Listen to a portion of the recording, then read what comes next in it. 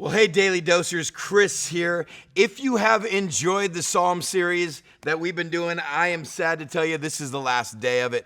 If, on the other hand, you said, I didn't really enjoy going through the Psalms, congratulations. This is the last day of it. We're going to kick off a brand new series starting next Monday. It is going to be phenomenal. Right now, where do we close? I want to close with a psalm that I came to really know and love, and yet I found it kind of by mistake, almost by accident. Let me tell you this little story. So I'm the campus pastor at a place called Azusa Pacific University about 20 years ago. And chapels are Monday, Wednesday, Friday morning at like 9 o'clock, and then they end right at 9:45. You have a bell schedule. People have got to get to classes. It's a university.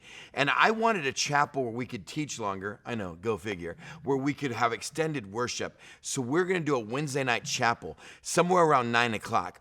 Now, instead of starting a new chapel at 9, I thought, what if we started at like 9:01 or 9:03 or 9:07, something catchy that you would remember. And I thought, wouldn't it be cool if we could find a chapter 9 in the Bible, verse like 2, 3, 4, 5, 6, 7, that really could encapsulate what chapel was about. So people, here's what I did. This is how my ADD brain works. I sat down with the Bible and I went to Genesis chapter 9, read verses like 1 through 8. None of those verses fix. Exodus chapter 9, Leviticus chapter, Deuteronomy chapter. I went through the entire Bible and read every chapter 9, the first 10 verses, to go, is there any verse there that we can go, the chapel's at 9:07, and it comes from Ezekiel chapter 9, verse 7. I couldn't find anything. So I was kind of bummed because it was a good idea. And then I thought, wait a second, there's also chapters 90 and 91 and 92 in the Psalms. Maybe I could do that. And I came across this Psalm 91, verse 1. Did you get that already? Psalm 91, 1, 911.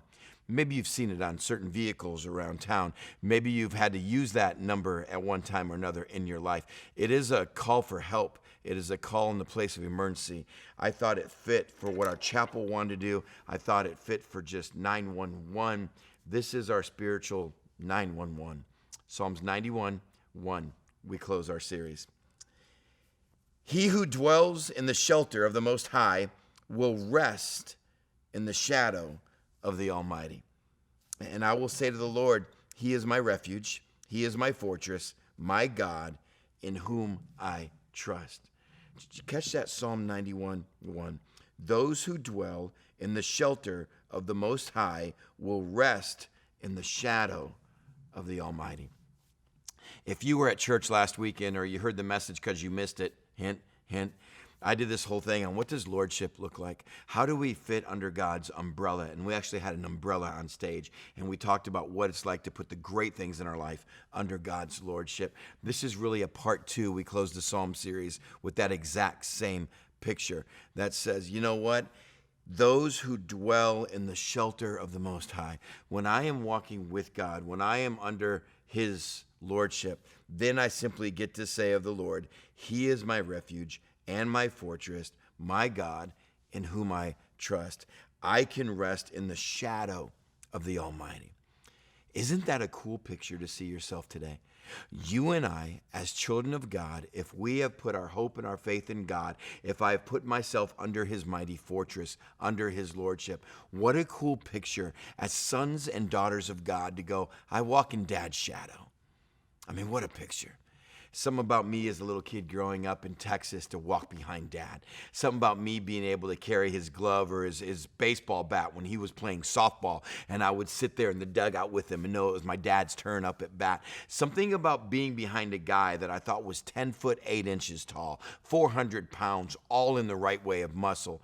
And yet as I've grown up, I realized my dad was not 10 feet tall. He just seemed that way. I loved walking in my dad's shadow. For you and I to realize, I simply rest in the shadow of an almighty God. I rest in a shadow in this life, whatever it throws me, to know I'm simply a son who is one of the most loved, most valuable people on the face of the earth because of who his Father is, because I have made God my shelter. I am under His lordship, and this is the relationship we have today. May that picture of whose shadow you're in today encourage you for the rest of your Friday. I'll see you on Monday.